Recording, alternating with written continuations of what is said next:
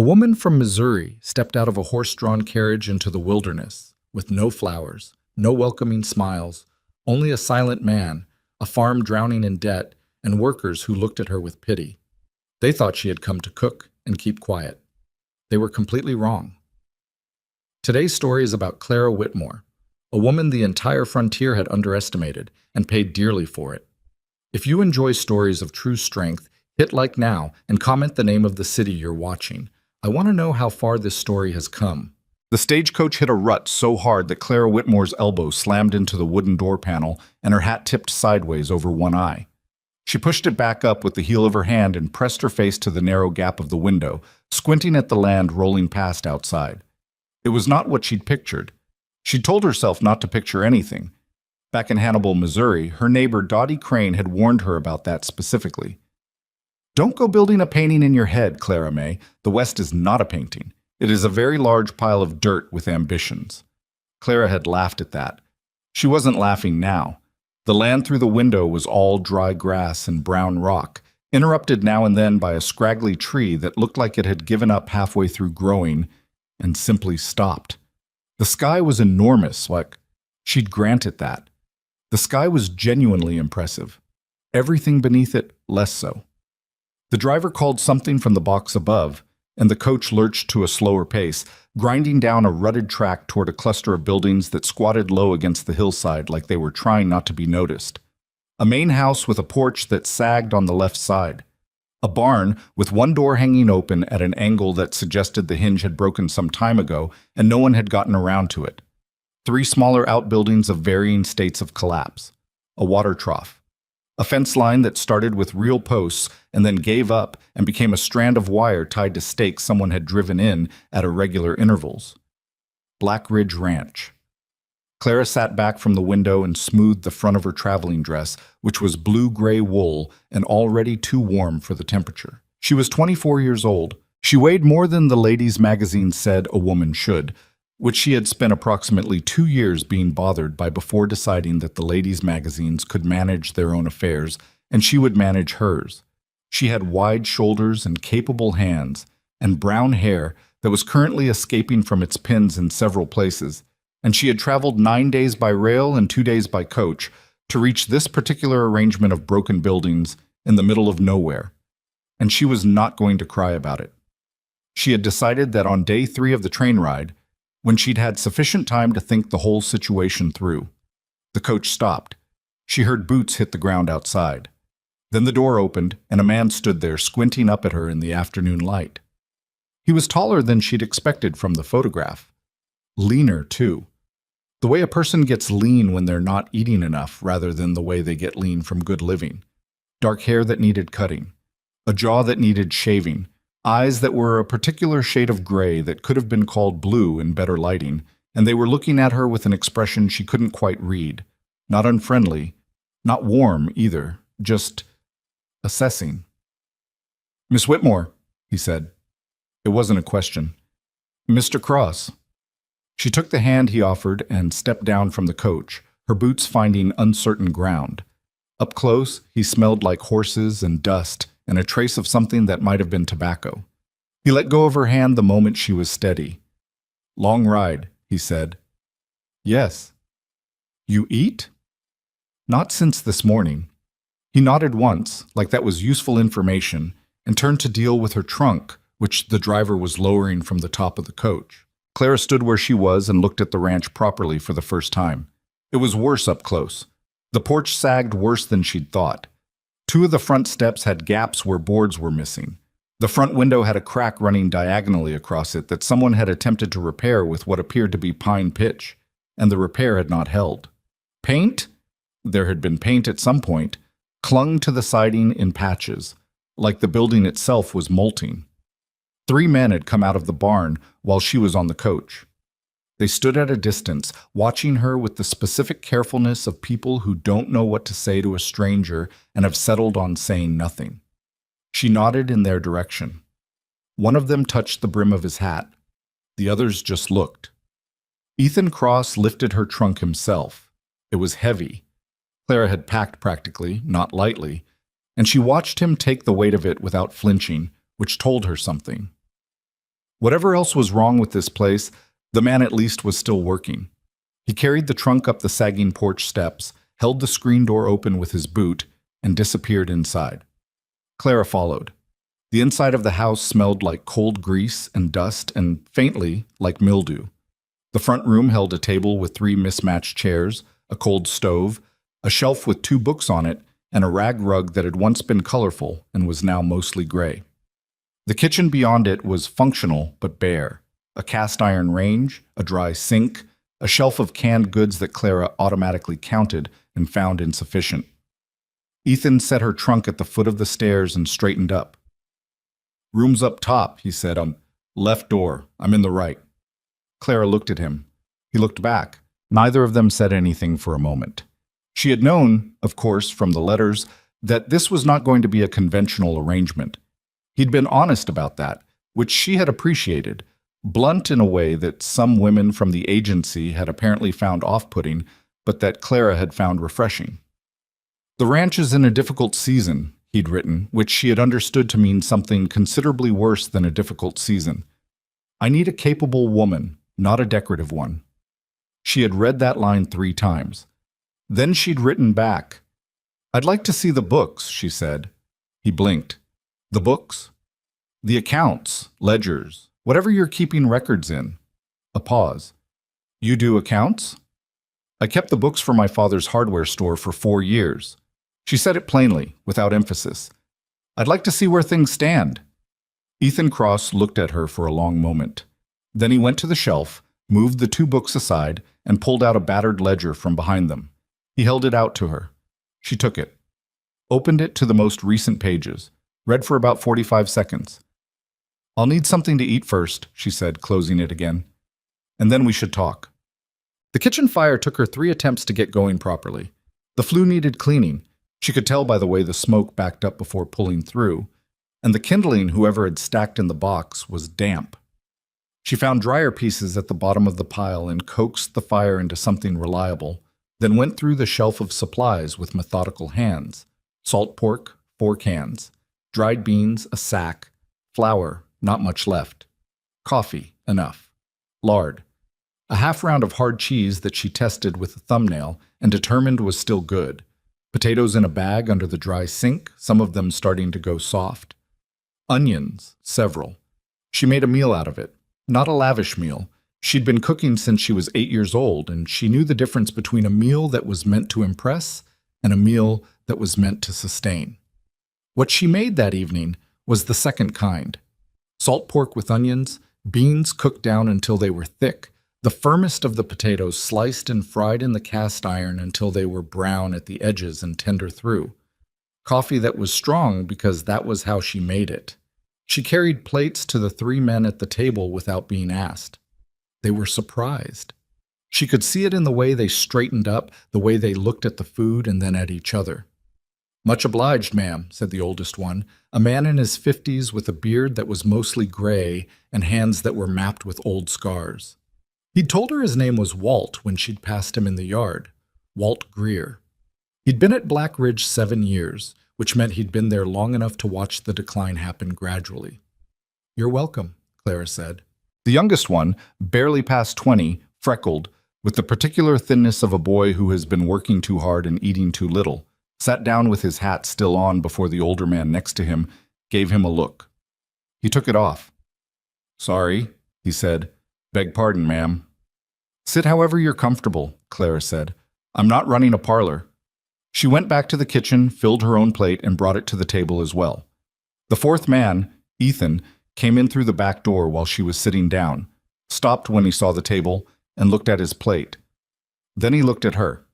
"Sit down," she said. "It's getting cold." He sat. They ate without much talk. She didn't push for it. She had noticed that some people needed food in their stomachs before they were capable of saying anything useful, and Ethan Cross appeared to be one of them. By the time he'd eaten half his plate, something in his shoulders had shifted. "Been a while since this kitchen smelled like anything," said the freckled boy. Tommy, his name was. Tommy Birch, 17, had been at the ranch 3 months and was already clearly wondering if he'd made a mistake. "Last cook left in April." "There was a cook?" Jeb's wife. Walt nodded toward the third man, a quiet Mexican man named Jeb Ruiz, who had said exactly 4 words since Clara's arrival. She went back to her people in Santa Fe when things got tight. Clara filed that away. How many men are on the property right now? Walt and Tommy looked at Ethan. Ethan put his coffee cup down. Right now 6, had 11 in the spring. A pause. Couldn't make payroll. How far behind? 3 months. The table was quiet. Tommy was looking very carefully at his plate. Jeb Ruiz's expression didn't change, but something around his eyes tightened. Clara nodded. She'd seen it in the ledger already. And the cattle? Got about 80 head left. Ethan's voice was level, but it cost him something. She could hear it. Started the year with 230. Walt cleared his throat. Sold some to cover immediate debts. Lost more to disease in March. Some strayed when the south fence went down and we didn't have the men to... He stopped. Looked at his coffee. The math was not difficult. What was harder to look at was the fact that every person at this table had watched it happen and hadn't been able to stop it. That kind of thing wore on people in ways that showed up in the set of their mouths and the depth of the lines around their eyes. All right, Clara said, I'm going to need to see the full ledger after supper, and I need to know what the outstanding debts are and who holds them. I also need to know what stock you have that's worth anything beyond the cattle and what equipment is functional versus what's broken. Ethan was watching her. You get all that from the letters I sent? I got enough. She reached for more coffee. The rest I'm getting now. After the other men had gone to the bunkhouse, Clara sat at the kitchen table with the ledger open in front of her and a piece of paper beside it where she was doing arithmetic in a column. The fire in the stove had burned down to coals that kept the room warm enough, and the lamp on the table threw a circle of yellow light over her work. Ethan sat across from her. He hadn't gone to bed. She'd expected him to, and he hadn't, and she wasn't sure yet what that meant. The railroad note, she said without looking up. It says here you used the South grazing rights as collateral. Needed the cash in January to cover the seed order. And you haven't been able to make payment on it. Not the last 2 quarters. She wrote something down. Who holds the note? Bank in Ridgecrest. Albert Doan. The way he said the name had a quality to it that told her something. Not hatred. Too tired for hatred. Something more like resignation. The way you'd say the name of a weather pattern. Is Doan? He's been patient, Ethan said, and it was clear that patient meant something complicated in this context. So far. Clara added the figure to her column and looked at the total.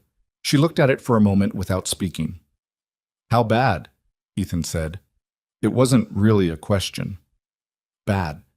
She didn't soften it. You're not insolvent yet, but you're close enough that another bad month puts you there. She set her pencil down. What are your options, the way you see it? He was quiet for a moment. Sell the remainder of the cattle, pay down the note, and try to rebuild with whatever's left. But that leaves us with no working operation and no income to sustain through winter. He picked up his coffee cup, found it empty, set it back down. Or take on a partner, which I've been trying to avoid. Why avoid it? Because the men who've offered partnership in this county are not offering it to help me. A flat statement. They want the land. Clara thought about that. Who owns the section to the north? Wesley Pruitt. Why? He's offered partnership before? Twice. Ethan's jaw tightened briefly.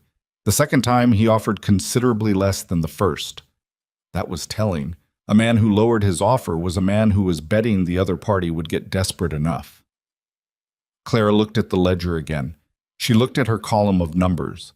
She thought about the conversation she'd overheard through the coach window on the second day of travel, 2 men in business suits talking about the railroad extension coming through the valley. How far is the nearest railroad work camp? She asked. Ethan looked at her. The grading crew? Maybe 4 miles. Why? Are they still operating? Far as I know, they've been pushing through since June. Should be another 6 to 8 weeks of work out there. Maybe more if they hit rough ground near the creek bed. He tilted his head slightly. Why? Clara closed the ledger. She set her pencil on top of it. She looked across the table at her husband of less than 12 hours, a man she had exchanged perhaps 40 letters with over 4 months, a man she didn't know and who didn't know her. And she said, "I have an idea. You're probably not going to like it initially, but I need you to hear it completely before you say anything." Ethan Cross leaned back in his chair and folded his arms. "All right. Railroad work crews eat badly," she said. "Everyone knows it. Camp cooks are overworked and undersupplied, and what they serve is barely adequate. Those men work 12-hour days in hard physical conditions, and they are eating salt beef and hard bread and whatever comes out of a pot of something that's been sitting too long." She paused. "They have wages. Not spectacular wages, but regular wages, and they are 4 miles from this kitchen." He was quiet. "If I can get food to them, real food, hot food, cooked the way I know how to cook, they will pay for it. Not all of them, but enough. And if I can do it regularly, consistently, so they know I'll be there." She tapped the ledger. "It doesn't solve everything, but it's income that doesn't require you to sell cattle you can't afford to sell, and it doesn't require taking on a partner who wants your land." The kitchen was quiet. Somewhere outside, a horse shifted in the barn. Ethan unfolded his arms. He looked at the table for a moment, then at her. "You'd need a wagon, something to transport the food." "Yes." "And supplies, real supplies, not what's on that shelf." "Yes." "Where does that money come from?" "That," Clara said, "is the part I need your help thinking through. I know what I'm capable of in the kitchen. I don't know this land or these people or where to find credit that isn't already spoken for." He sat with that. She could see him working it through, not dismissing it, which she'd half expected, but actually turning it over. "There's a man in town," he said finally.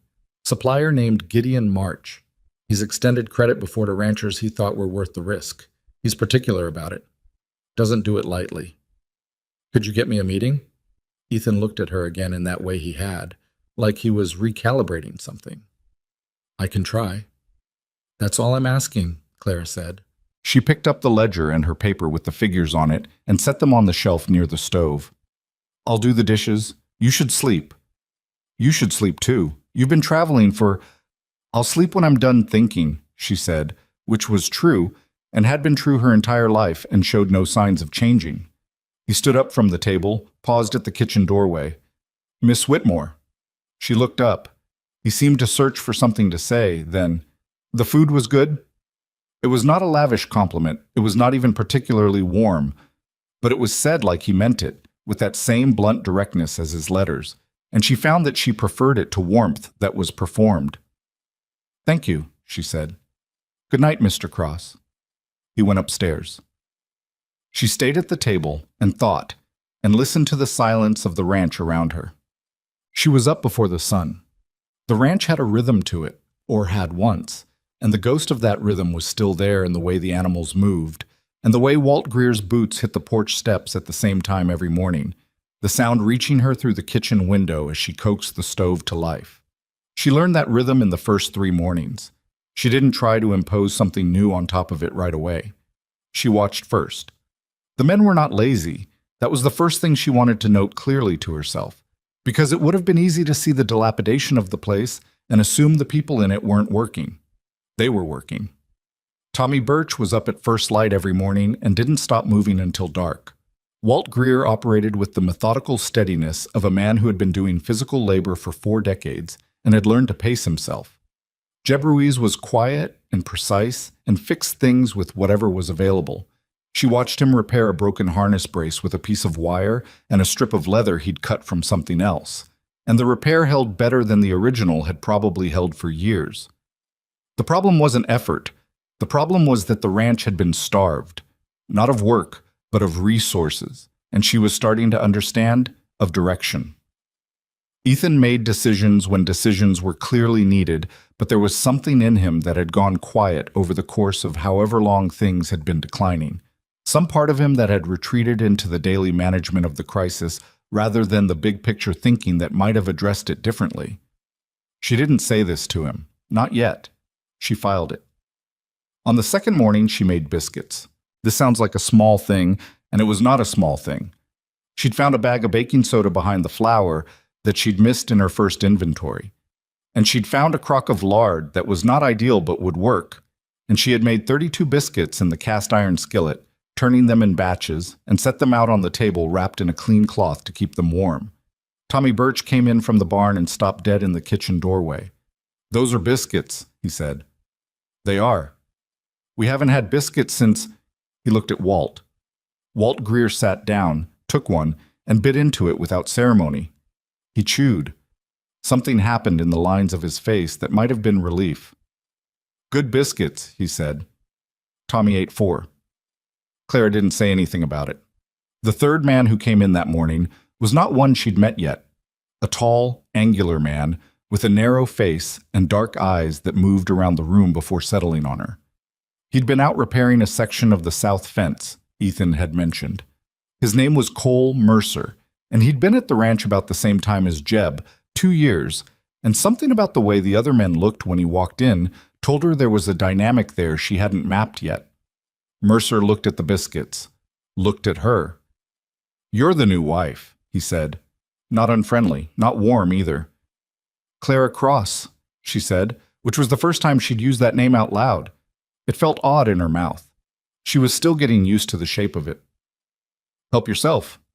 He took a biscuit, sat at the far end of the table, ate it slowly, watching her with the particular watchfulness of someone who was deciding what to make of a new person, in a situation where new people had not previously been an improvement. "Where's Ethan?" he said. "Checking on the north pasture fence." She turned back to the stove. "He'll be in for breakfast." Mercer was quiet for a bit. Then, "You planning to stay?" Clara didn't turn around. "I am." "The last cook—" "I'm not the cook," she said, still not turning around. Not sharply, just clearly. "I'm his wife. I cook because people need to eat. Those are related, but not the same thing." A pause behind her. She could feel Mercer deciding whether to take offense at that. She waited. Then she heard him take another biscuit from the cloth, and that seemed to indicate he'd decided against it. The trip to town happened on the 4th day. Ridgecrest was 11 miles down the valley road, which took them just over an hour in the wagon.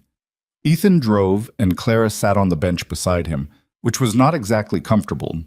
The springs were shot, and the road was rough. But she'd been uncomfortable before and expected to be uncomfortable again. She spent the ride looking at the land. It was, she admitted to herself in the daylight and the wider view, something. The valley was broad and dry in the way of late summer, the grasses gone gold-brown, but there were creek willows along the water cut that were still green, and the ridges above them had a dark line of pine that gave the whole scene a kind of structure. She could see how someone had looked at this land and thought it had potential. She could see how someone who loved it had watched it slide toward failure and hadn't been able to stop the slide. She glanced at Ethan.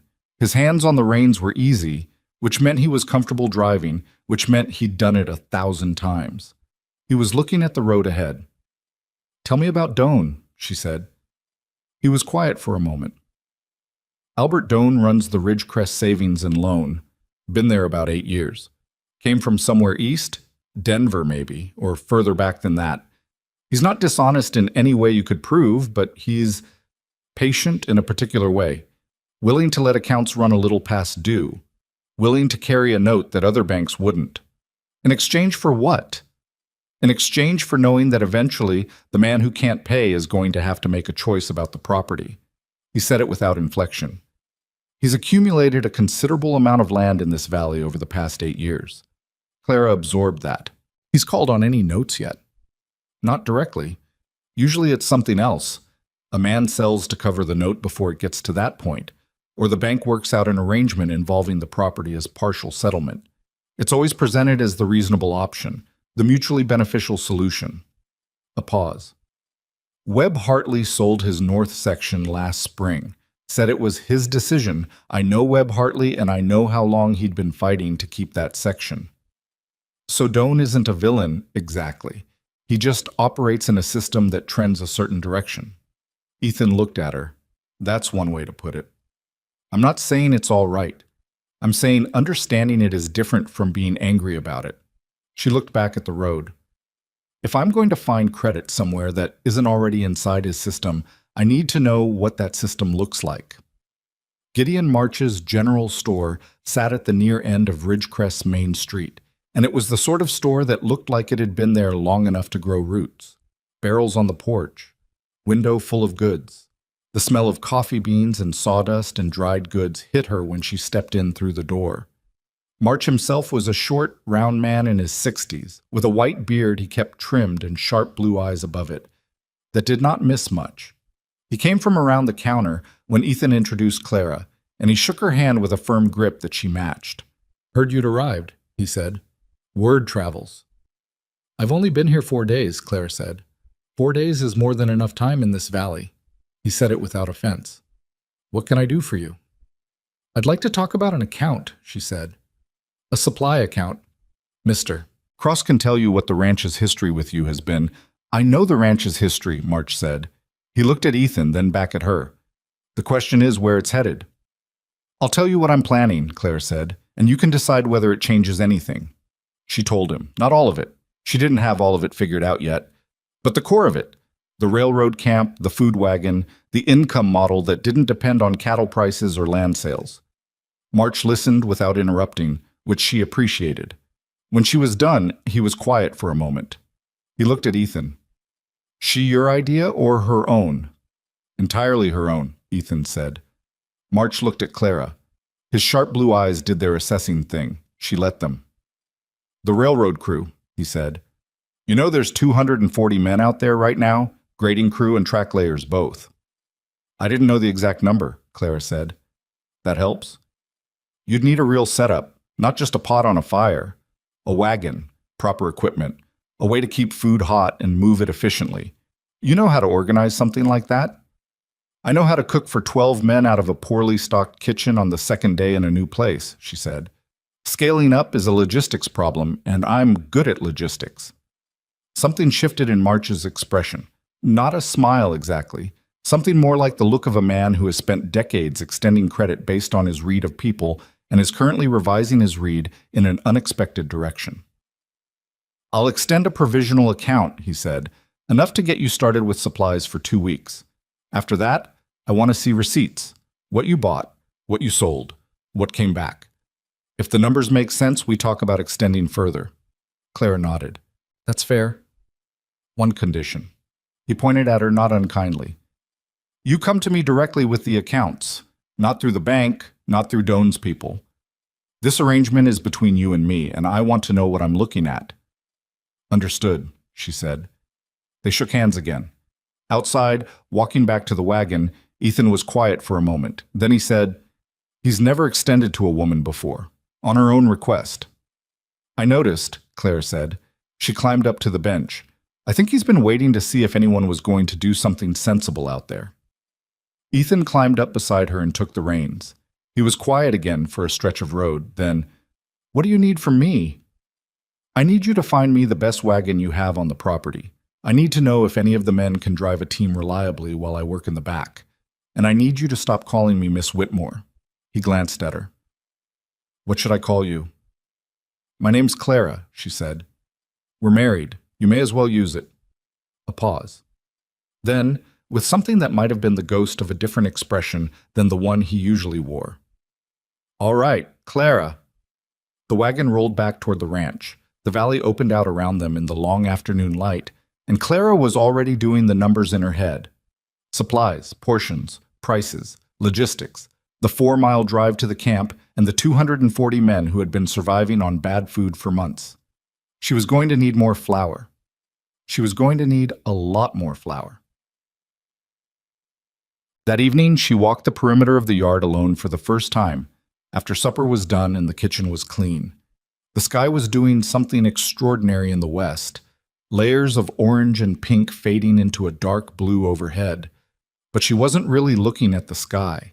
She was looking at the barn, the outbuildings, the fence lines she could see from here, the water system, the layout of everything. She was not someone who had come here with soft ideas about what the West would be. She had come because the opportunity had existed and she had the nerve to take it. She was not under any illusion that what she was proposing was simple or guaranteed. She had done arithmetic on bad financial situations before, and she knew the difference between a workable problem and a terminal one, and what Ethan Cross had on his hands was a workable problem. Difficult, tight, but workable. If she could get the wagon running in the next week, if she could get to the camp before anyone else had the same idea, if the food was good enough and the price was right and the logistics held, if March's credit extended as far as she needed it to, if Ethan trusted her enough to let her try. There were a lot of ifs. She had always done her best work inside a lot of ifs. She went back inside. The house was quiet, the lamp burning low on the shelf. She went upstairs and found the room she'd been given, a narrow room with a rope bed and a window that looked east toward the ridge. And she sat on the edge of the bed and unlaced her boots and set them neatly at the floor. The ranch was a disaster. She was still here. She lay down on top of the covers with her arm across her eyes, and she went through the numbers one more time in her head, and somewhere in the middle of the third run-through, she fell asleep. The wagon they gave her was not the best wagon on the property. The best wagon had a cracked axle that Walt said could be repaired but hadn't been yet, and the second best had a wheel that wobbled in a way that made Ethan shake his head when Clara pointed at it. What they had that was roadworthy was a flatbed supply wagon with a canvas cover that tied at the sides and a seat up front that listed slightly to the right. It was not pretty. It would hold a considerable amount of food and a woman who had decided she was going to make something work. Tommy Birch could drive a team. That was the useful piece of information that came out of breakfast on the fifth morning, when Clara put the question to the table, and Tommy looked up from his plate and said he'd been driving since he was 11. His uncle had freighting horses. He could handle a double hitch without trouble. "You'd be driving me out to the railroad camp," Clara said. 4 miles each way. Probably every other day to start. More often if demand holds. Tommy looked at Ethan. Ethan nodded once. "Yes, ma'am," Tommy said. And that was that. The supply order from March's took 2 days to arrive by freight. Clara spent those 2 days doing 3 things. Reorganizing the kitchen so she could work in it efficiently instead of around it, taking a full inventory of every usable item on the ranch property. Pots, containers, tools, crates, anything that could serve a purpose she hadn't thought of yet. And riding out to the railroad camp with Ethan on the second afternoon to see what she was dealing with. The camp was larger than she'd pictured. 240 men took up a considerable stretch of ground. Rows of canvas tents, a rope corral for the draft horses and mules, equipment sheds, a cook tent that was twice the size of the Black Ridge kitchen and producing, when they rode past the downwind side of it, a smell that confirmed everything she'd suspected. It was the smell of food that had been cooked in bulk without sufficient attention to seasoning or timing, edible probably, but barely. Men looked up when they passed. A woman on horseback near a railroad camp was not a common sight, and she was aware of the attention in the way she was always aware of attention, that particular pull of other people's eyes. She kept her posture easy and her expression businesslike, and kept riding. The camp foreman was a thick-necked man named Boyd Calloway, who met them at the edge of the equipment area and shook Ethan's hand and then looked at Clara with the expression of a man who wasn't sure where to put her in his mental organization of things. "My wife," Ethan said. "She has a business proposition." Calloway looked at her properly then, which she appreciated more than the alternative. "Ma'am." "Mr. Calloway." She got directly to it. "I'm going to be running a food wagon out here starting in about 3 days. Hot meals. Proper ones. Beef when I have it. Always beans done right. Biscuits, whatever the season's giving me. I'll be here by midday. I'm proposing 15 cents a meal, or 2 for a quarter." Calloway's eyebrows went up slightly. "The company feeds the men." "The company feeds the men something," Clara said. "I'm going to feed them better." She paused. "You don't have to do anything. I'm not asking permission to come on company land. I'll set up at the road edge. I'm telling you so it's not a surprise, and because if you want to try what I'm cooking before I bring it out, I'm happy to send a sample ahead." Calloway looked at her for a long moment, then at Ethan. Ethan's expression said very clearly, "She's not asking me either." "I'll try a sample," Calloway said finally. She sent Tommy out the next morning with a pot of bean soup, the real kind, with a ham hock she'd found at the bottom of the cold storage, and onion, and a bay leaf and pepper, cooked low for 3 hours, and half a dozen biscuits wrapped in cloth. Tommy came back 2 hours later looking pleased with himself. "He ate 2 bowls, Tommy reported. Asked if you were coming Friday." "Tell him Thursday," Clara said. The supplies arrived Thursday morning. Flour, salt, lard, dried beans, coffee, sugar, A side of pork that was fresh and would need to be used efficiently, cornmeal, dried peppers, vinegar for the things she wanted to pickle and preserve for later. She'd written the order herself with March's list in front of her, and nothing she put on it was frivolous. Every item had a purpose and a specific plan attached to it. She cooked through Wednesday night and into Thursday's early hours. This was not glamorous. This was standing over a cast iron range for 6 hours while the house was quiet around her, making 4 large pots of food that needed to be ready to transport by 9 in the morning. She made a thick beef and beans stew. She'd butchered the less useful parts of a steer that was already past its best working age, Ethan's decision, which freed up the meat without cutting into the viable cattle, and a pot of seasoned pinto beans, and 2 sheet pans of cornbread that she cut into squares and stacked in a crate, and coffee in the biggest pot the kitchen had. By 8:30, she was sweating through the back of her dress, and her hair had given up all pretense of staying pinned, and Walt Greer came in through the kitchen door and stopped at the sight of her. "Lord," he said, and then caught himself because she'd made it clear she didn't want that language in the kitchen, not for any high-minded reason, but because she found it distracting. "I mean, that smells something. Help me get the pots loaded," she said, "and get Tommy up. We need to be rolling by 9. Loading the wagon was its own problem. Hot pots, full of food, in a wagon that moved. She'd thought about this and solved it with a combination of sand-filled crates to nestle the pots into, a system of rope ties, and the canvas sides tied down to minimize jostling. It wasn't elegant. 2 of the rope ties weren't as tight as she'd have liked, and she redid them herself while Tommy held the horse's head. They were rolling at 9:15, which was close enough. The road to the camp was exactly as rough as it had been when she'd ridden it on horseback, and somewhat more noticeable from a wagon bench. She held onto the seat with one hand and monitored the sound from the back with the other part of her attention, the soft movement of liquid in the pots, the creak of the crate system, and adjusted her weight to compensate for the worst of the ruts. "You all right back there?" Tommy called over his shoulder, though he was sitting next to her on the bench. "Watching the pots," she said. "They're tied down." "I know. I'm still watching." They pulled up at the edge of the camp road at 11:40 in the morning. Clara climbed down from the bench, untied the canvas side, and set up her serving area in the back of the wagon. The pots, the ladle, the stack of tin plates she'd brought, the coffee pot on its iron trivet. The first man who came over was young, maybe 19, with the look of someone who'd been doing heavy labor for months and was operating primarily on stubbornness. He looked at the pots. He looked at her. "That beef stew?" he said. "It is." "How much?" 15 cents, 2 items for a quarter. Coffee's 2 cents extra. He dug in his pocket. By the time he'd paid and she'd ladled his plate, 3 more men had materialized behind him, and by the time she'd served those 3, there were 12 waiting, and after that she stopped counting and just worked. She had not been wrong about what hungry men would pay for something that tasted like actual food. The line stretched and curved, and she ladled and served and made change from the tin box she kept in her apron pocket, and Tommy handled the coffee because she didn't have hands for both. And somewhere around the 40th plate she ran out of cornbread, which she had not expected, and had to tell the next man in line that she was sorry. There was stew and beans, but the cornbread was gone. He looked disappointed in a way that told her she needed to double the cornbread. She ran out of stew at the 58th plate. The beans held until plate 71, and then those were gone too, and she had to close up with a line still waiting that she estimated at 15 more men. "I'll be back Saturday," she told them. "More of everything." There was actual grumbling in the line, not angry grumbling, more like the grumbling of people who had been looking forward to something and found it was over. She took note of that too. On the ride back to the ranch, she counted the tin box, $11.40.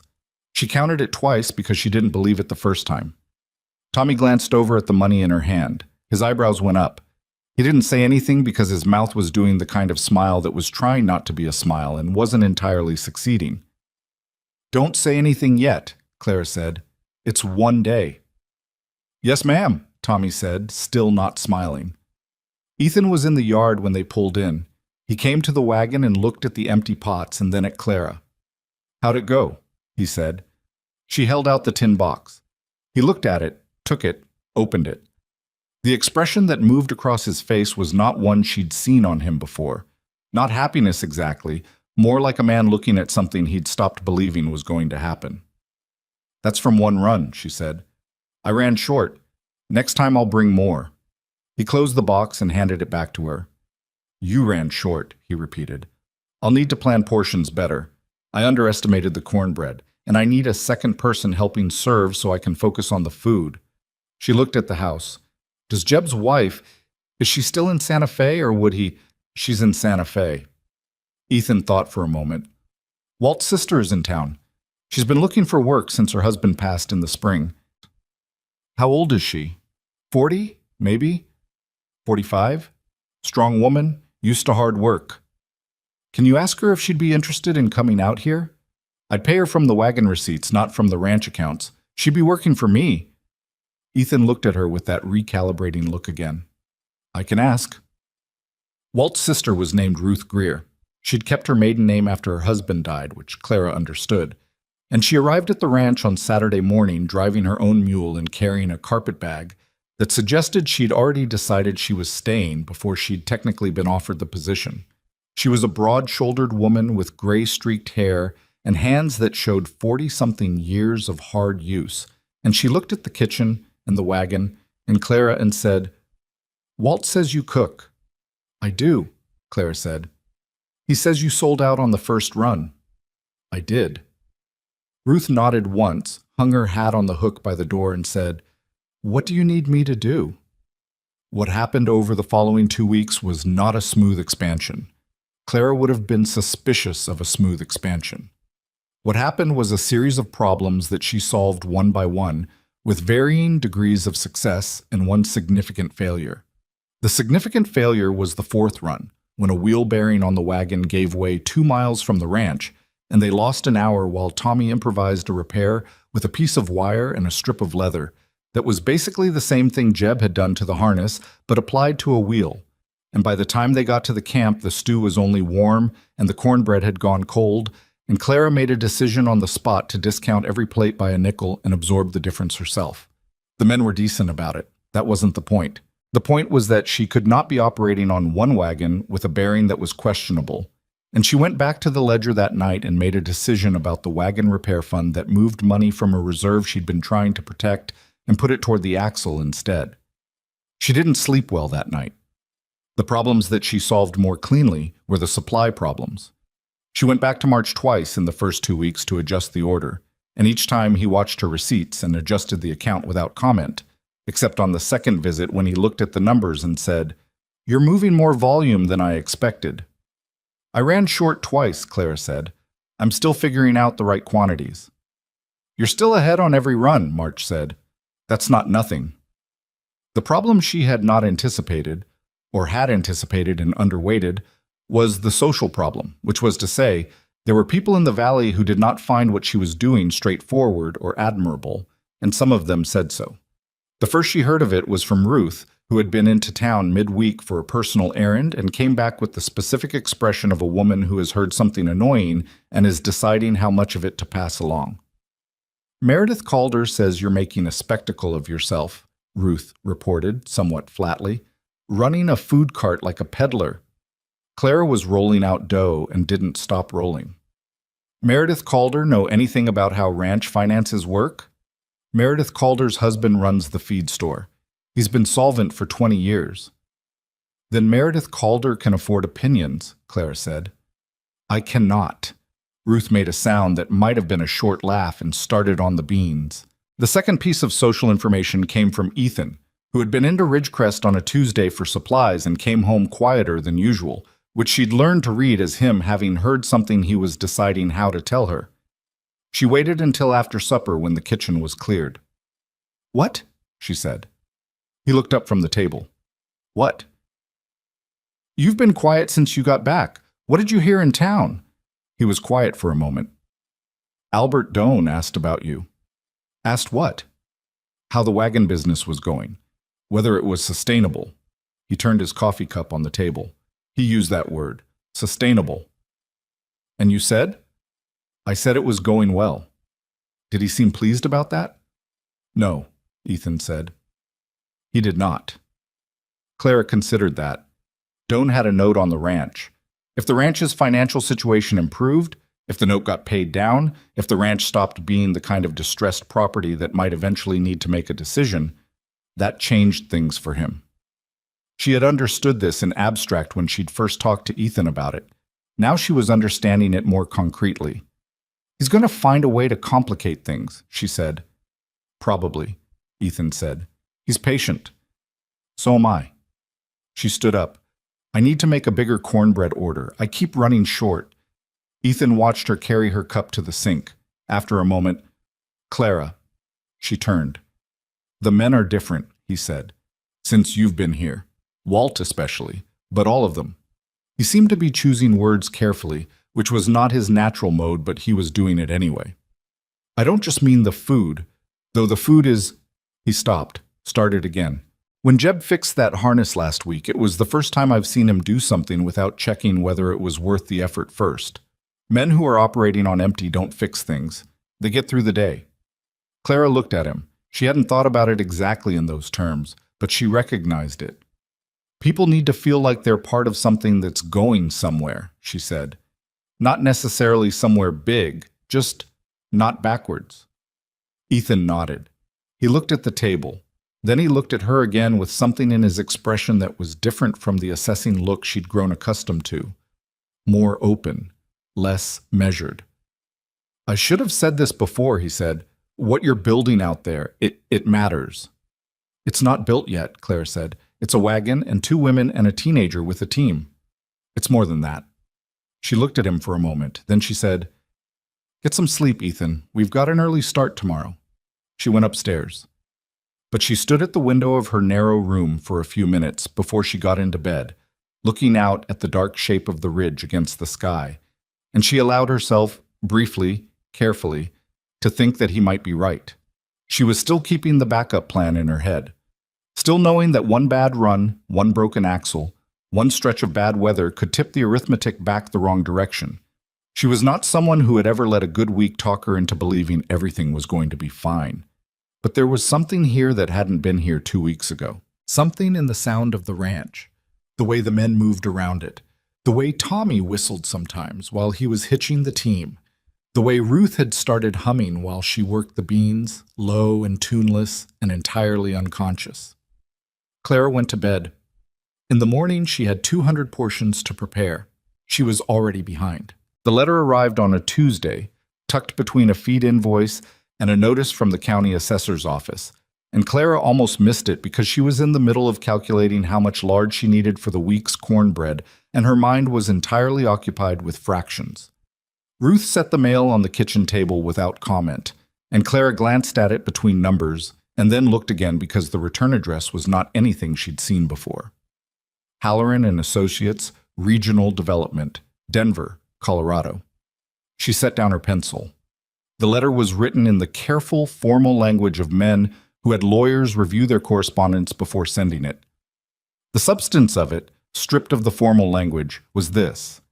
A Mr. Gerald Halloran, representing a consortium of railroad investors and regional development interests, had become aware of her food operation serving the current grading crew, and he wished to discuss a potential contract arrangement for provisioning not only the current crew but future crews as the line extended south through the next 2 valleys. He would be in Ridgecrest on Thursday and hoped she could make herself available for a meeting at the Ridgecrest Hotel at 2 in the afternoon. Clara read it twice. Then she set it on the table and went back to her lard calculations, because the wagon was going out in the morning and she needed to finish the numbers. But she thought about it. She thought about it while she was cooking that evening and while she was reviewing the week's receipts before bed, and what she thought was, this is not straightforward. Men who sent letters like that, with lawyers' language and a week's notice, were not doing it as a favor. They wanted something, and the politeness of the approach was proportional to how much they wanted it and how much leverage they thought you might have. She showed the letter to Ethan after supper. He read it. Read it again. Set it on the table between them with the same careful flatness she'd used. Halloran, he said. You know him? I know of him. He's been working the valley south of here for 2 years. It's like land acquisition, infrastructure contracts.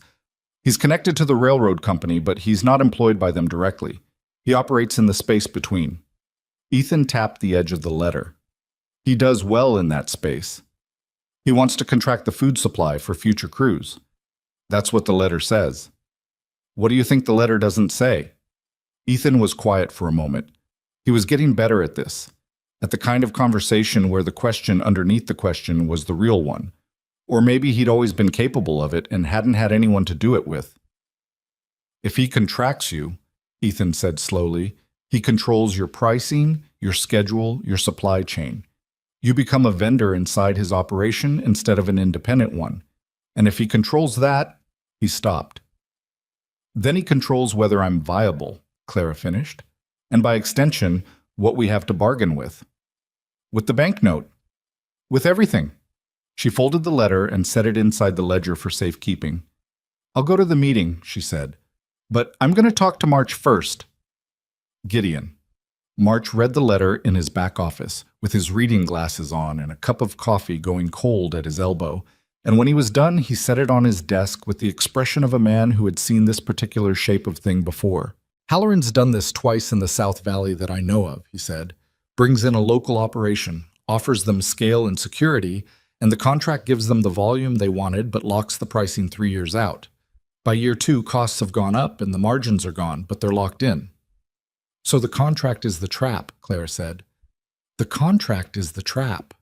He looked at her over his glasses. You going? Yes. You going to sign anything? Not Thursday, she said, not without understanding every line of it. March nodded. You want me there? She considered it. No.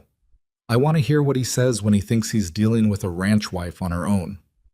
The Ridgecrest Hotel had a small dining room that served as the closest thing the town had to a formal meeting space, and when Clara arrived at 5 minutes before 2 on Thursday, she was wearing her best traveling dress, the blue-gray wool, freshly brushed, and she had her ledger under her arm and her arithmetic in her head, and she had slept badly the night before but wasn't going to let that show. Gerald Halloran was already there. He was perhaps 50, well-fed without being soft, with a brown suit that cost more than anything in Ridgecrest and a watch chain that caught the light.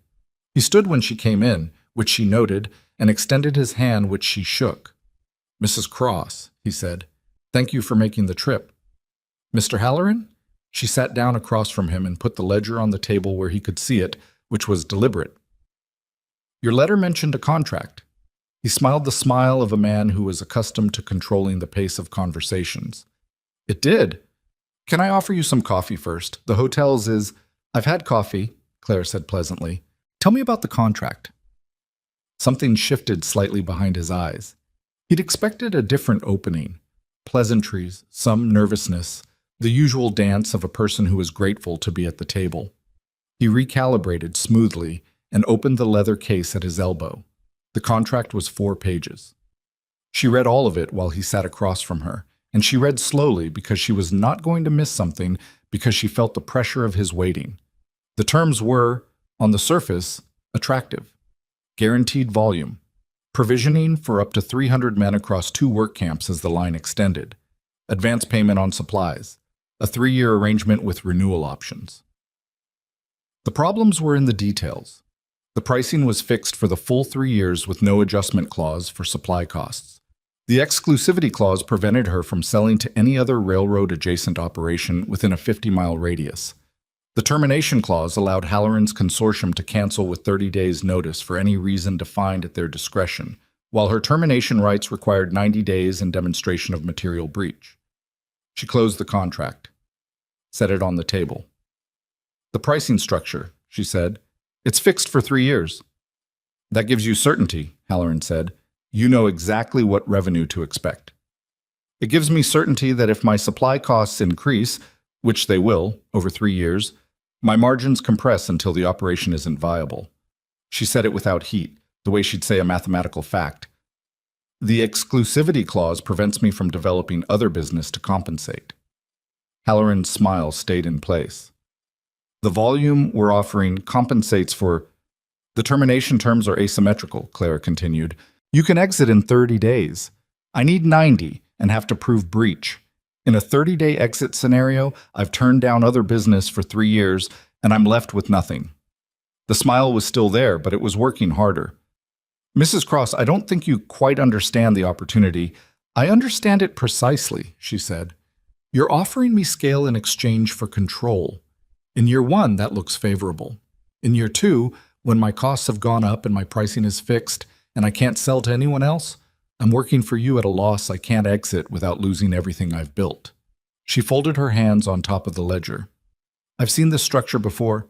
My father ran a hardware store. His biggest supplier offered him an arrangement like this when he was young and didn't read carefully enough. He spent 4 years working his way out of it.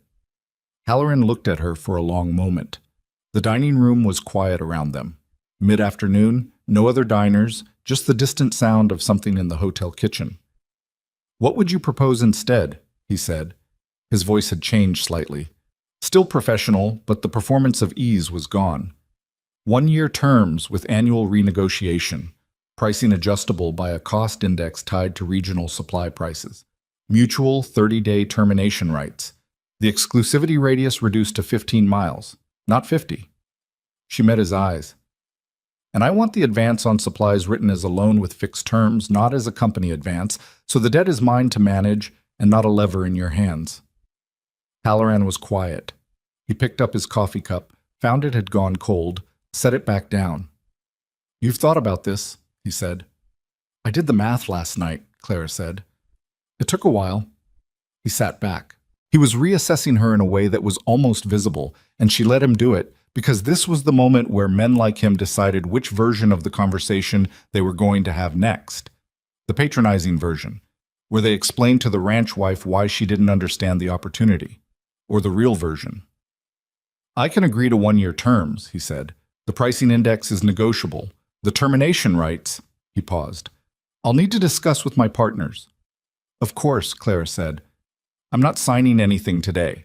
I'll want the revised terms in writing before I make a decision. That's reasonable. He looked at the ledger on the table. Are those your current operating figures? They are. May I? She slid the ledger across. He opened it, looked at the figures. 3 weeks of runs, volume, costs, margins, and his expression changed in the small way that expressions change when numbers are better than expected. You've built this in 3 weeks, he said. 22 days, she said. He closed the ledger and slid it back. I'll have revised terms to you by end of next week. They stood. He extended his hand again. Mrs. Cross, he said, I'll be direct. I came here expecting to close this in 1 meeting. I know, she said. She shook his hand. That's why I read the whole contract before I said anything. She was halfway to the door when he said, 1 question, if you don't mind. She turned. The ranch, he said. Cross's operation, is that part of this business? The ranch is my husband's business, she said. The food operation is mine. They're separate. He nodded once, and she read in that nod exactly what she'd expected. He'd been probing for whether the food operation was leverageable through the ranch debt, whether pressure on one could move the other. Now he knew it couldn't, or at least that she was going to make it as difficult as possible. She walked out into the afternoon light and stood on the hotel porch for a moment, breathing the dry air before she went to find the wagon. She had not told Halloran about the counterfeit money. She had told almost no one about the counterfeit money, because she was still deciding what to do about it. It had appeared on the 9th run, 2 bills in the day's receipts that she'd noticed when she was counting the tin box that evening. She had a good eye for paper and currency because her father had taught her, back when she was keeping the hardware store books, that bad money came in through the till in clusters. 2 bills, both tens, printed on paper that was slightly wrong in texture and with an ink color that was a shade off on the eagle's wing. She'd set them aside and not said anything, and the next run she'd watched for where they came from. The man who'd paid with the second bad bill was not a railroad worker. He was dressed like one. Work clothes, appropriate wear, but his hands were wrong. Not the hands of someone who'd been grading railroad beds for months. Too clean at the cuticles. A particular callus pattern that wasn't right. She'd made a note of his face. Average height, light beard, a scar along the left jawline that curved toward the ear. She'd told Ethan, because she told Ethan most things now, and he'd gone very quiet in the particular way that meant he was angry about something and holding it down. Someone's trying to short your receipts, he said. Or testing whether I'll notice, she said. Which is different. How is it different? Because if they wanted to short my receipts, they'd use more bills more consistently. 2 bills in 9 runs suggests someone's checking what I catch. She'd been turning this over for days. Someone wants to know how careful I am. The question was who and for what purpose. It could be opportunistic. Someone who'd seen a food wagon run by a woman and assumed she wasn't checking her money. That was the innocent version, and she didn't think it was the innocent version. The timing was too close to Halloran's letter, which had arrived 3 days after the second bad bill. She didn't have proof of a connection. She had a feeling and some arithmetic, which had served her well enough before. She kept both bills in the ledger between pages, pressed flat. When she got back to the ranch that Thursday evening, Ethan was in the yard with a man she hadn't seen before, saw late 40s, a city coat that was out of place on the ranch, a leather satchel. They were talking in the low, careful way of people discussing something neither of them wants to be overheard discussing. The stranger left before Clara reached the yard. She watched him go. "Who was that?" she asked. Ethan waited until the man was out of earshot. "Name's Pullman. He works for Doan." He paused. "He came to ask whether we'd be willing to discuss a voluntary restructuring of the note." Clara looked at him. "Voluntary? That's the word he used. What does it mean?"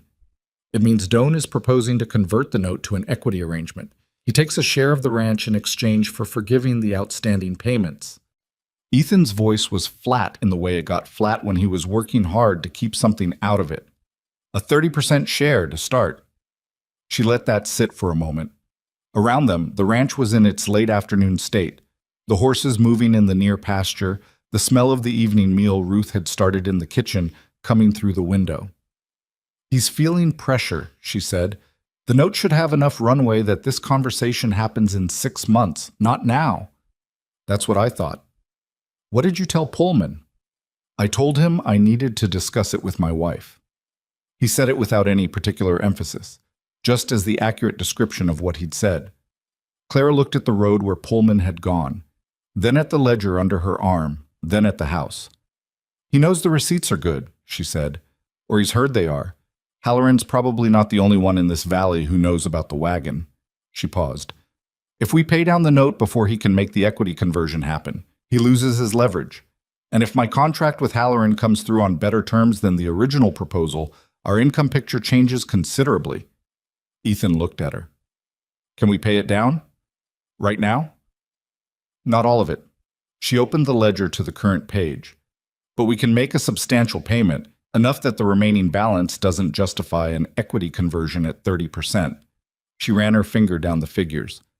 "It has to be before Doan's next move, whatever that is."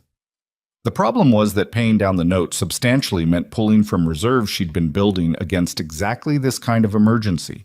It meant the wagon operation had less cushion if something went wrong. It meant she was betting that Halloran's revised contract would come through, because if it didn't and she'd emptied the reserve, they would be in a different kind of tight. She looked at the numbers for a long time there in the fading afternoon light, standing in the yard with the sound of the ranch around her. Then she looked at Ethan. "I want to make a payment to Doan's bank Monday morning," she said, "before Pullman comes back, before any revised offer arrives. I want to make it in person, and I want a receipt." Ethan didn't say, "Are you sure?" He'd stopped doing that about 2 weeks in. "I'll drive you." "I'm going to need the rest of the evening to rearrange the figures," she said, "and I need to write to Halloran tonight, not about the contract, just a note that lets him know I'm still engaged, so he doesn't assume silence means I've walked away. I'll tell Ruth to keep supper warm." She was already going through the door. The letter to Halloran was 4 sentences. The figures took 2 hours. When she came to bed that night, it was past midnight, and she lay on her back in the dark with her eyes open, going through the arithmetic one more time, looking for the error she might have made. She didn't find one. That didn't entirely reassure her. It never did. But the payment was correct. The timing was right. The move made sense on the ledger, and it made sense strategically. And sometimes, not always, but sometimes, the thing that made sense was also the thing that worked. She turned on her side and closed her eyes and waited for sleep.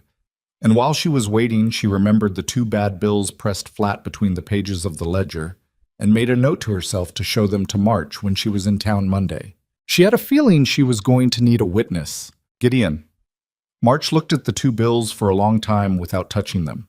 He had them flat on his desk under the good lamp, and he leaned over them with the particular stillness of a man who has handled enough currency in his life to know exactly what wrong looks like. "Where'd you get these, Bulk?" he said.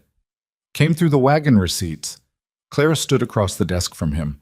"9th and 11th runs. I pulled them when I counted the box that evening." "You spotted them same day?" "I spotted the first one same day. The second one I was watching for." March straightened up. He looked at her over his glasses. "You said you wanted a witness. Witness to what, exactly?" "To the fact that I have them, that I know where they came from, and that I'm not the one who made them." She paused. "If someone is trying to establish that my business is running counterfeit money, I want a record that contradicts that before it becomes a problem." March was quiet for a moment.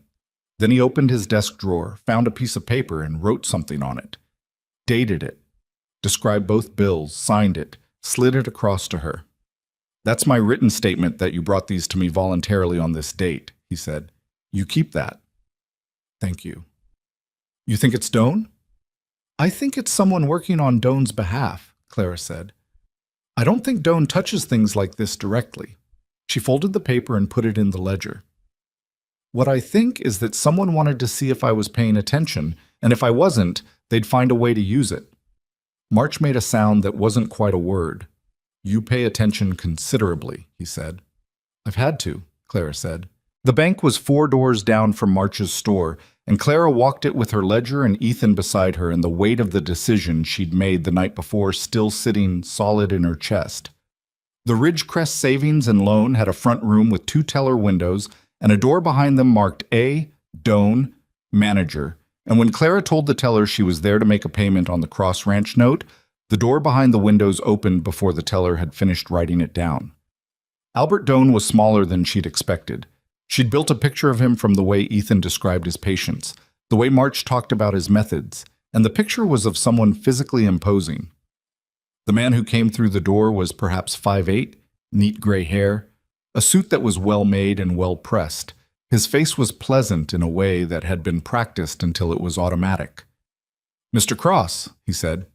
Then to Clara, "Mrs. Cross, I heard you'd arrived in the valley." "I imagine you heard quite a bit," Clara said pleasantly. "I'd like to make a payment on the ranch note."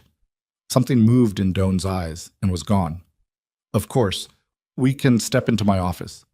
"The teller is fine," Clara said. "It's a straightforward transaction." She counted out the payment at the window. It was a significant amount. Not the full balance, which she couldn't manage without gutting everything, but enough to take a substantial bite out of the outstanding debt. She had the exact figure written on a slip of paper and she paid it exactly, in legitimate bills that she had checked herself. The teller counted it twice and wrote the receipt. Doan stood at the edge of the teller window throughout. He was pleasant and he was composed and he did not say anything inappropriate. But she could feel him recalculating behind those pleasant eyes, the same way she'd felt Halloran recalculating across the hotel dining table. The difference was that Halloran had been recalculating what she was worth. Doan was recalculating how much trouble she was. "We appreciate the payment," Doan said as the teller handed over the receipt. "I hope business is continuing well." "It is," Clara said. She folded the receipt and put it in the ledger with everything else. "Mr. Doan, I understand your man Pullman came out to the ranch last week." A pause, slight enough that someone not watching for it would have missed it. "We like to stay in communication with our note holders." "Of course." She looked at him evenly. "I want to be equally communicative. The ranch accounts are improving. We intend to pay the note to completion, and we intend to do it without any equity arrangements. I thought that was worth saying directly, since Pullman came out directly." Doan looked at her for a moment. Then he smiled his practiced smile. "That's very good news for the ranch." "It is," she said. "Good morning, Mr. Doan." She and Ethan walked back to the wagon without talking. He helped her up to the bench and climbed up on his side and took the reins, and they were out of town and a quarter-mile down the valley road before he said anything. "That was," he said, and then stopped. "Was what?" "Something," he said. He was looking at the road, but there was something different in his expression. Not the recalibrating look she knew, but something else, something that was trying not to be impressed and not entirely succeeding.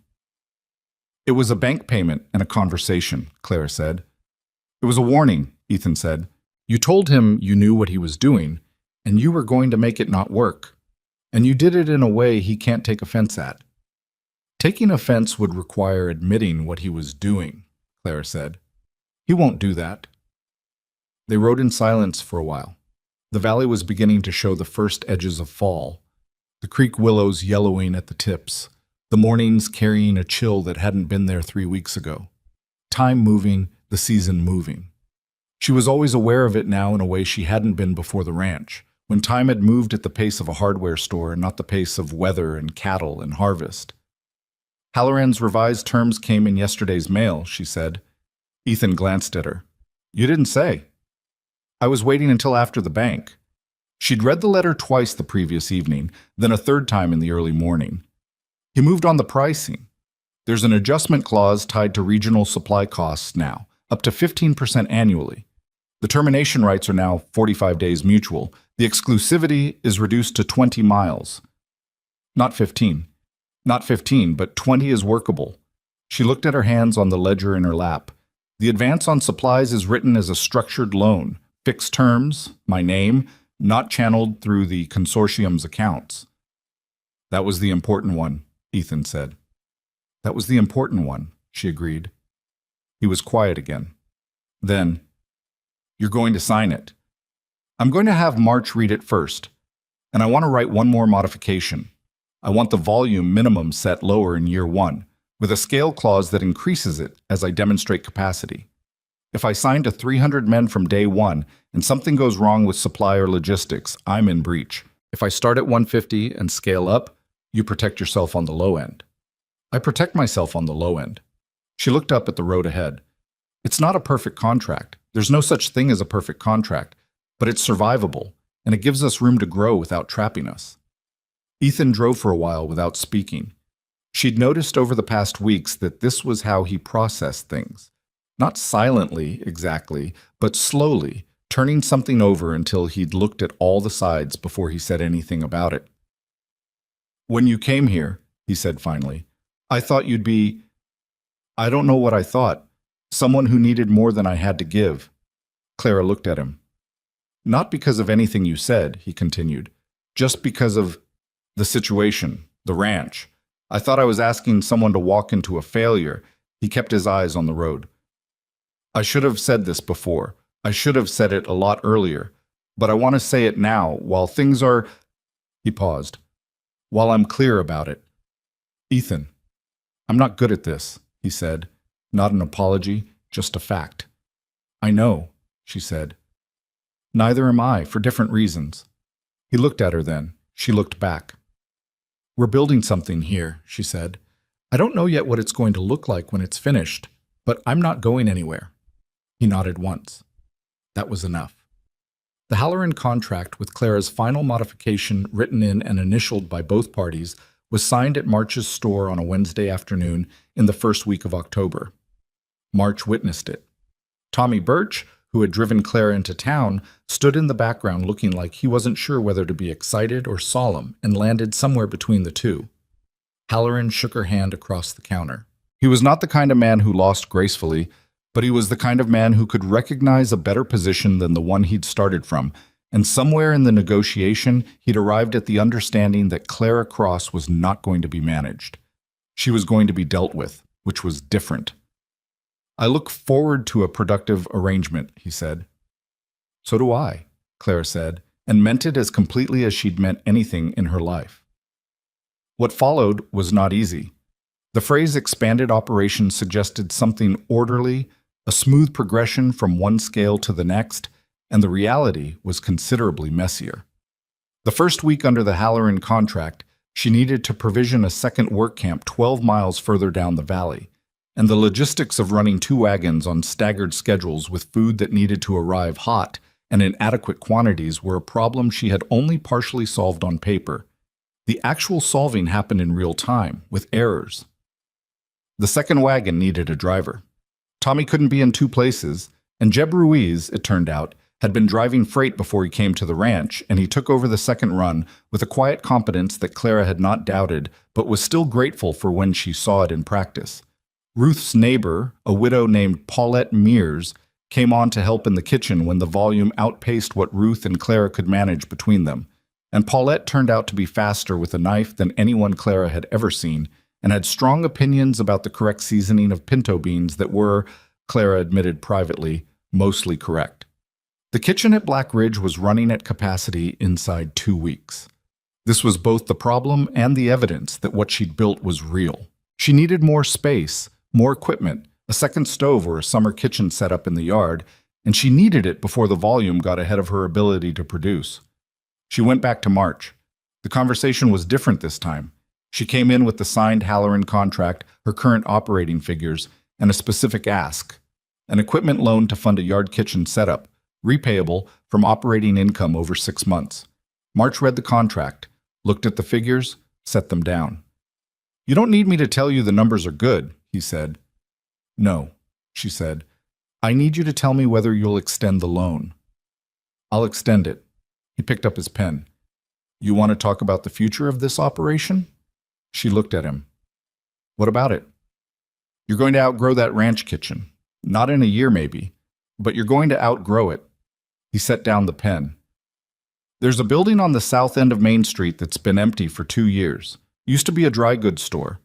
Good kitchen space if you put the money in, room for tables in the front if you wanted to do something with that." Clara was quiet. "I'm not telling you what to do," March said. "I'm telling you what I see from where I sit, which is that you've built something in 6 weeks that most businesses don't build in 2 years.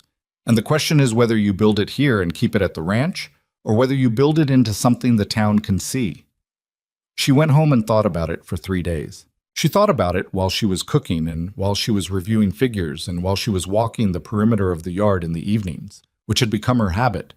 A 20-minute circuit of the property, usually after the kitchen was cleaned, when the air was cool and the sky was going dark at the edges, and she could think without anything requiring her attention.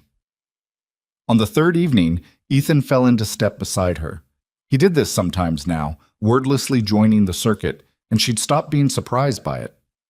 "The town building," she said, because she'd told him about March's suggestion and they hadn't finished the conversation. "What about it?" he said. "I keep going back and forth." "What does the math say?"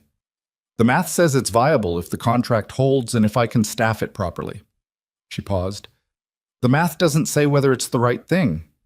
Ethan was quiet for a few steps. "What's the question underneath the math?" She looked at him sideways.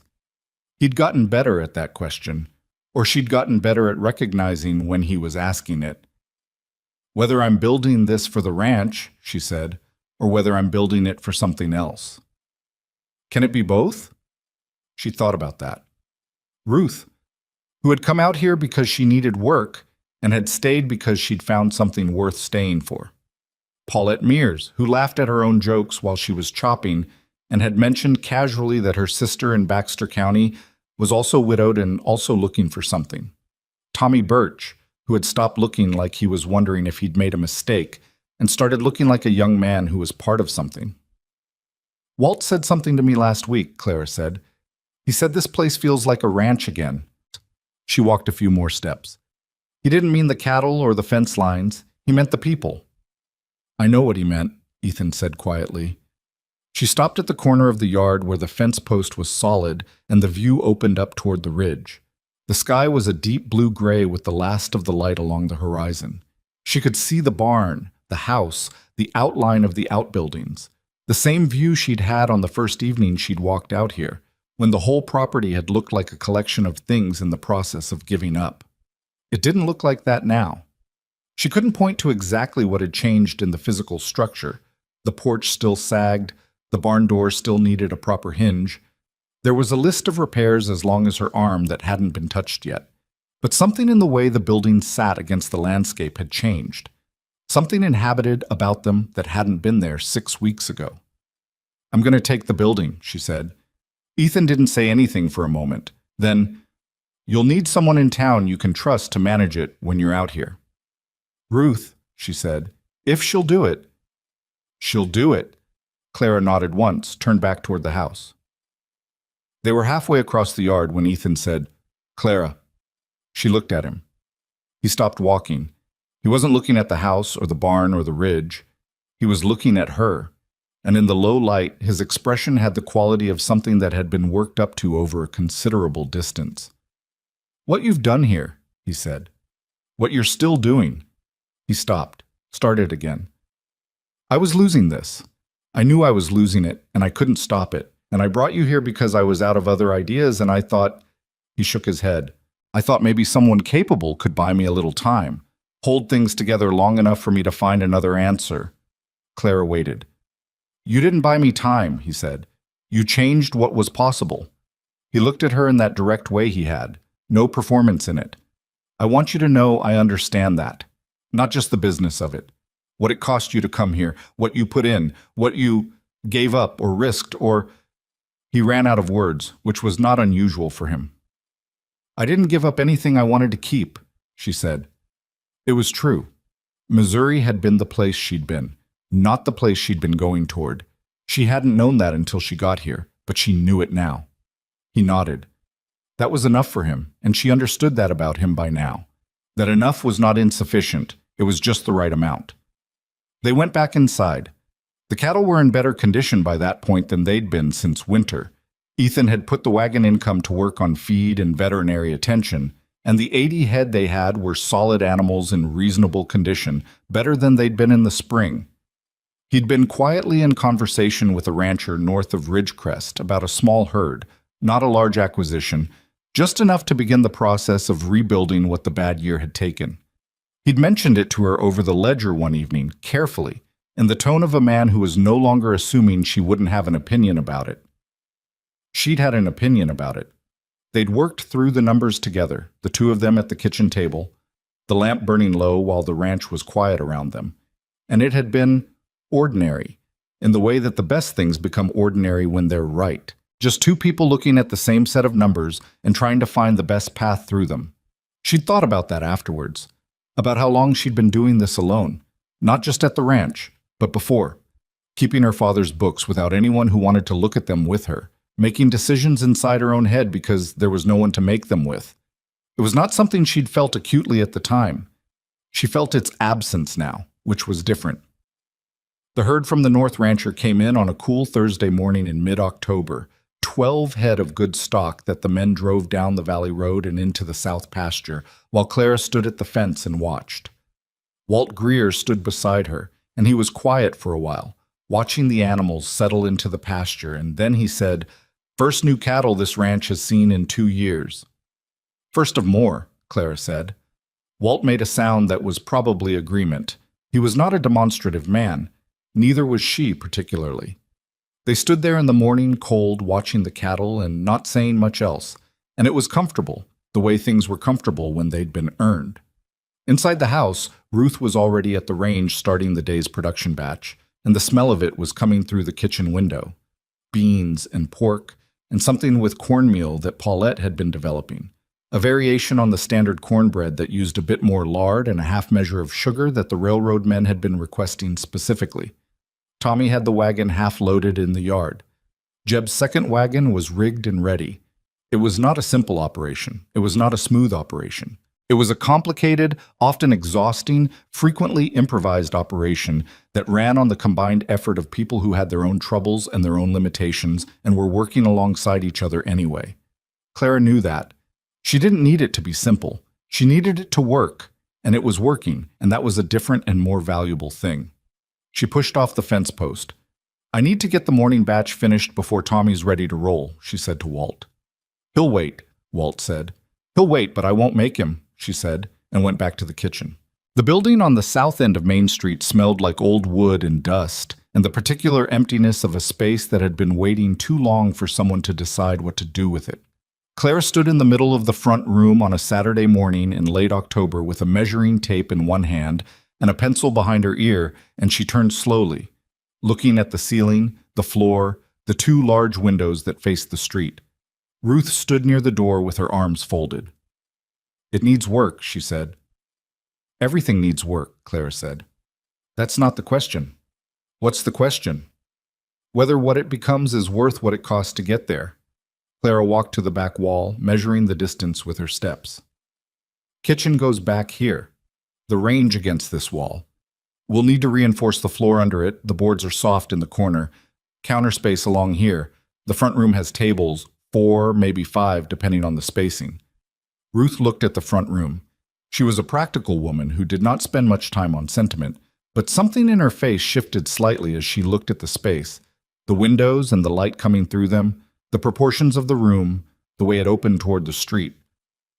Paulette's sister is coming up from Baxter County end of the month, Ruth said.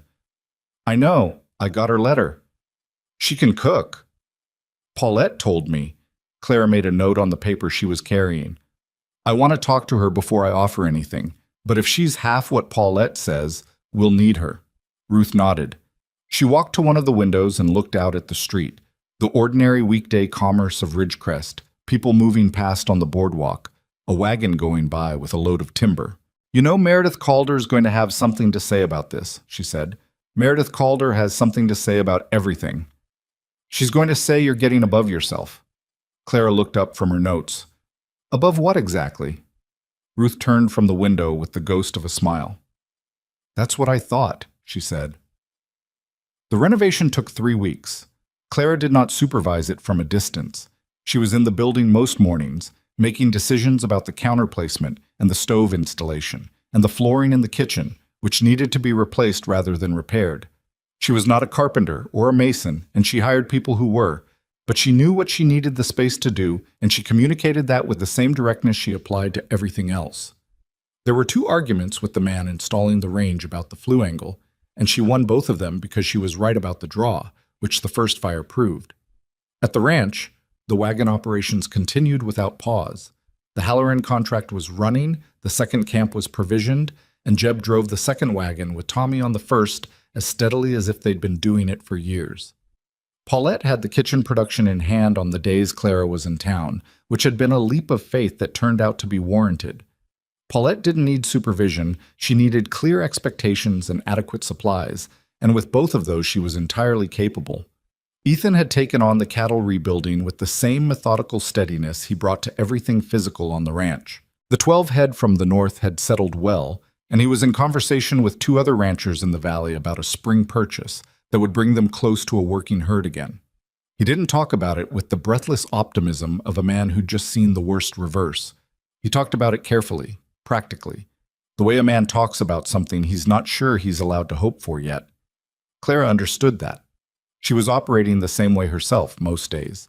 The income was good. The contract was holding. The banknote was diminishing at a rate that no longer kept her up at night. But she had been through enough short-term good stretches to know the difference between a streak and a foundation, and she was building a foundation which was slower and less satisfying in the day-to-day, but was the only thing that actually lasted. The dining house opened on a Wednesday, which was not a dramatic choice of day. She'd planned to open Monday, but the range installation ran late, and she refused to open with a kitchen that wasn't ready. Wednesday was when it was ready, so Wednesday it was. There was no announcement. She put a card in March's window and told Ruth to mention it to people she knew, and that was the extent of the promotion.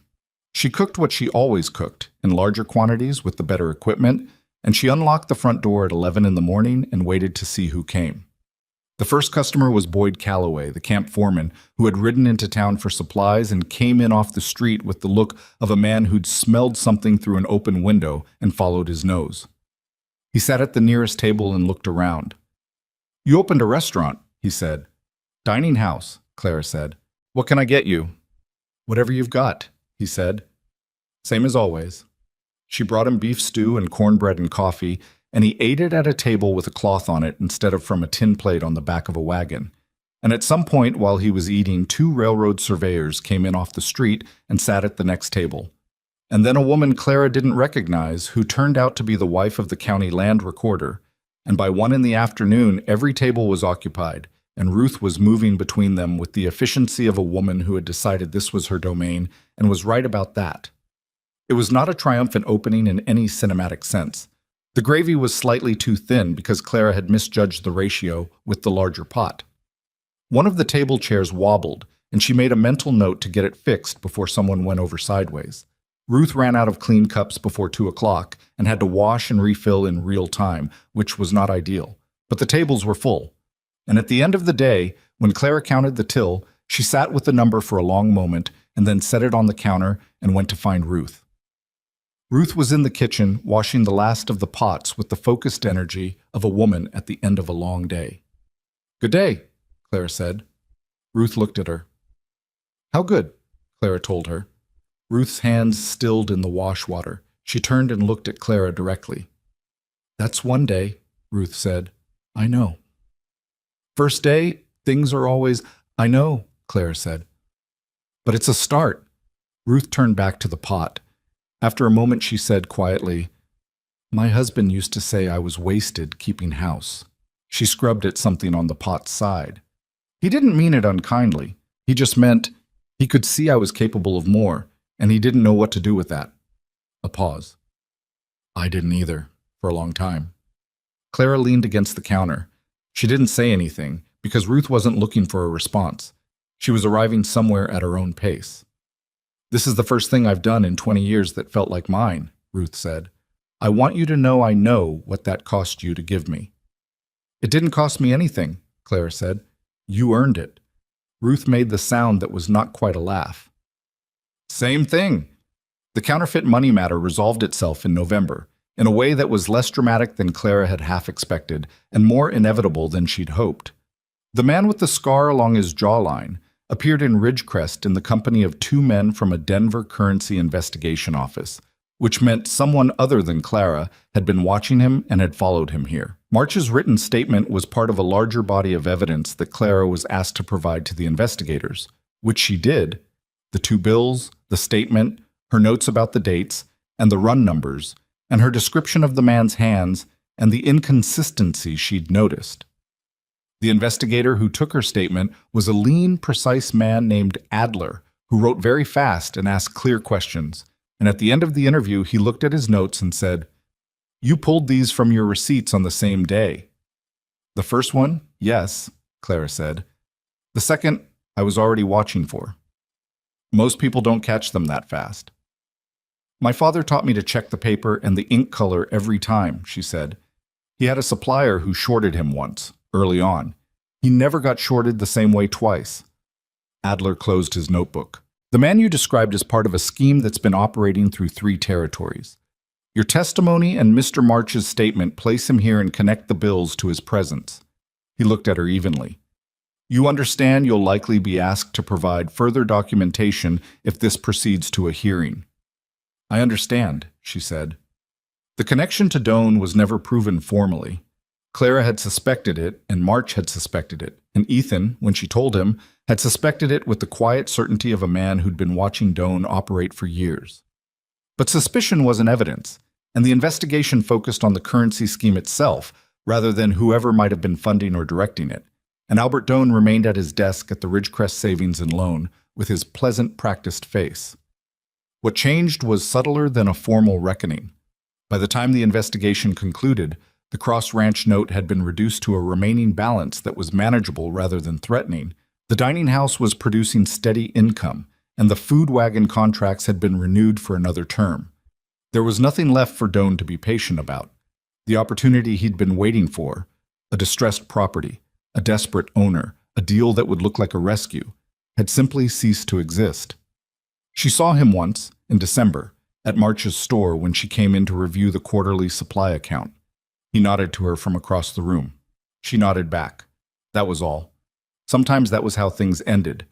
Not with a confrontation, not with a reckoning, just with a closing of a door that had been standing open. She had walked through it from the other side and it had shut behind her, and that was sufficient. The dinner happened on a Saturday in late December, and it was Ethan's idea, which surprised her. He came to her in the kitchen one evening and said he wanted to have the people who'd made the year possible out to the ranch for a meal. Not the Halloran people, not the business contacts, the people. Walt and Ruth and Tommy and Jeb and Paulette and her sister Agnes, who had come up from Baxter County and turned out to be every bit as capable as promised, and was now managing the dining house kitchen 3 days a week. "That's 8 people," Clara said. "I know how many people it is," Ethan said. She looked at him. He was not a man who organized social occasions. He was a man who showed up to them when required and left when he could. This was different. "All right," she said. "Saturday." She cooked for 2 days. Not because 8 people required 2 days of cooking, but because she wanted it to be right. Not fancy, not performed, just genuinely good. The kind of meal that said, "You matter here," without anyone having to say it out loud. Beef roasted low and long until it came apart under a fork. Beans done properly with Paulette's seasoning that she'd finally gotten in writing. Biscuits, always biscuits. Cornbread, a dried apple dish that Ruth had contributed the recipe for, and Clara had made twice before to get it right. They ate at the long table in the front room, expanded with a board across 2 sawhorses at one end to fit everyone. It was not elegant. People's elbows were close, and Tommy knocked over his coffee cup within the first 10 minutes and turned red while Ruth handed him a cloth without comment. Agnes, who was quieter than Paulette, but observed everything, sat between Jeb and Walt and said little, but ate with the focused appreciation of someone who knew good food and wasn't pretending otherwise. At some point in the middle of it, not at the beginning, not at the end, but in the middle, when everyone was on second helpings and the conversation had gone comfortable and unguarded, Ethan set down his fork.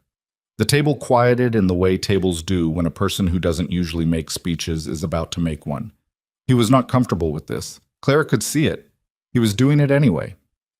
"I'm not going to make a speech," he said, which got a small laugh from Tommy and a look from Walt that said he'd believe it when he heard it.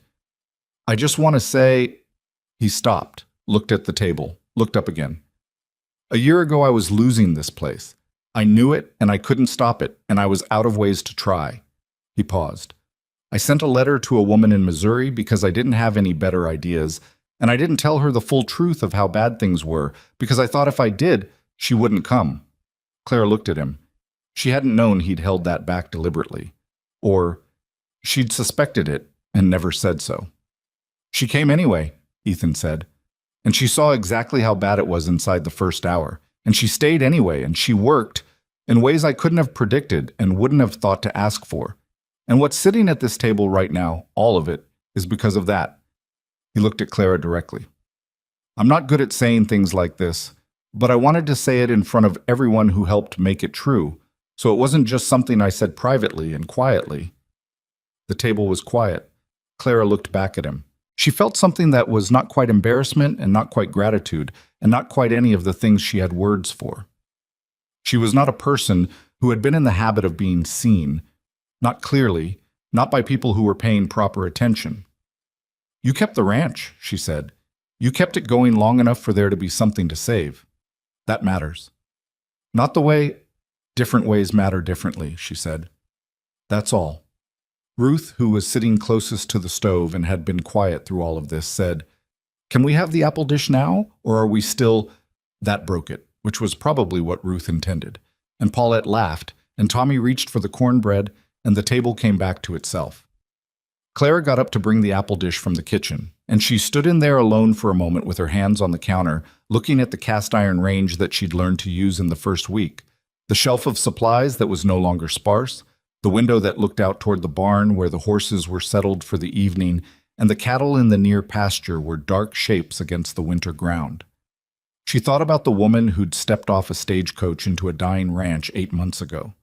That woman had been capable. She'd known she was capable, had always known it. That wasn't the question. The question had been whether capable was going to be enough, whether the arithmetic of what she could do was going to be sufficient for what the situation required, whether she'd gotten herself into something that would break her. It hadn't broken her. It had done something else, something harder to describe and more worth having. It had given her a context in which her particular way of being useful actually mattered to specific people she could name. That was not a small thing. She'd spent enough years being useful in ways that were taken for granted to know it was not a small thing. She picked up the apple dish and carried it back to the table.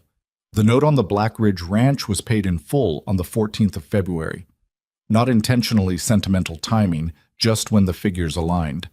And Clara made the final payment herself at the teller window with Ethan standing beside her, and the teller produced a stamped receipt marked "Satisfied" in red ink, and Ethan folded it and put it in his coat pocket and said nothing until they were outside. Then he stood on the bank steps in the February cold and looked at the street for a moment, and she could see him taking it in. The particular quality of a weight that has been carried so long it became invisible and is now gone, and the body doesn't quite know what to do with the absence. "That's done," he said. "That's done," she said. He looked at her. She looked at him. They were not the people they'd been in the letters, not quite. Those people had been careful and formal and slightly wary. These were people who had been in a kitchen together at midnight working through arithmetic, who had stood at a fence in the dark talking about what they were building and why, who had made mistakes in front of each other and kept going anyway. "March says the spring supply routes are going to shift south," Clara said. "If the railroad pushes through by June, there'll be a new crew in the lower valley, new camp." Ethan looked at her. "You're already thinking about it." "I'm always already thinking about something," she said. "I know." He said it without exasperation, which was one of the things she had come to rely on without having named it until now. He didn't find her relentless. He found it, she didn't know the exact word. He found it useful. He found it hers. Both things were true. They walked back to the wagon. Spring came, as it does, without asking anyone's permission. The valley greened up along the creek first, and then gradually across the lower pastures, and the cattle moved differently in spring, with a looseness that wasn't there in winter, a sense of space. Ethan watched them with the look of a man who was letting himself believe again in something he'd been careful not to believe in for a while. The dining house was running 5 days a week by March. Agnes had taken over the Tuesday and Thursday management so completely that Clara's presence those days was redundant, which was exactly what she'd been trying to achieve. Ruth handled the accounts with a precision that had surprised Clara initially and stopped surprising her by February. Paulette had developed a breakfast service that she'd proposed and implemented entirely herself, and that had turned out to be the most profitable part of the week. Clara had built a thing that worked without her having to be in every part of it, every moment, which was the hardest thing to build and the only kind of thing worth building. She was at the ranch more now, not less busy. The spring contracts with Halloran's consortium required planning, and the new crew in the lower valley was going to need provisioning on a different schedule, but more present at the ranch itself, which had its own rhythm in spring. She learned it the way she'd learned everything about this place, by paying attention. There was a morning in April, early, when she was up before anyone else and went out to stand at the fence where she could see the pasture. The light was that particular April light that was still thin but already had warmth in it, and the cattle were moving slowly across the grass. And somewhere from the direction of the barn, she could hear Tommy talking to the horses in the easy, one-sided way he had with animals that she'd never heard him use with people. She thought about Missouri, not with longing, more the way you think about a place that formed you and that you've left at the right time.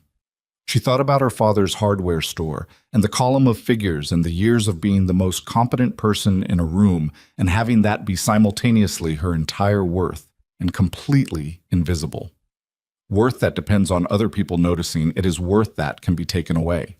She understood that now in a way she hadn't when she was 20 and keeping books in a town that had already decided what she was.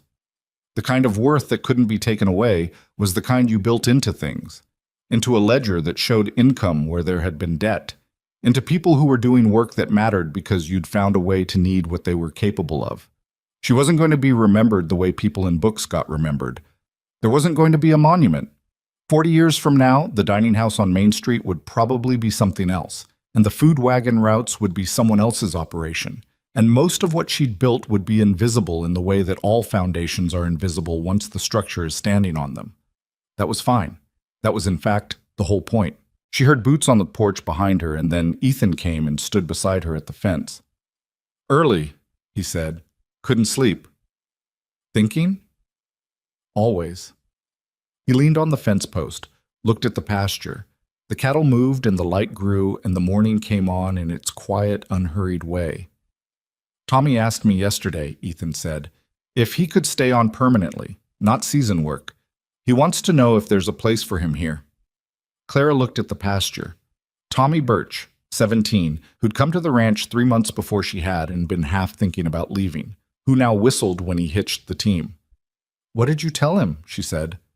"I told him I'd talk to you." "Tell him yes," Clara said. Ethan nodded. They stood there for a while longer without talking, which was something they'd gotten good at. The comfortable kind of silence that didn't need filling. That was itself a form of being at ease with someone. This was not the life she'd pictured. She hadn't let herself picture a life, so that was true in a technical sense. But it was also deeper than that.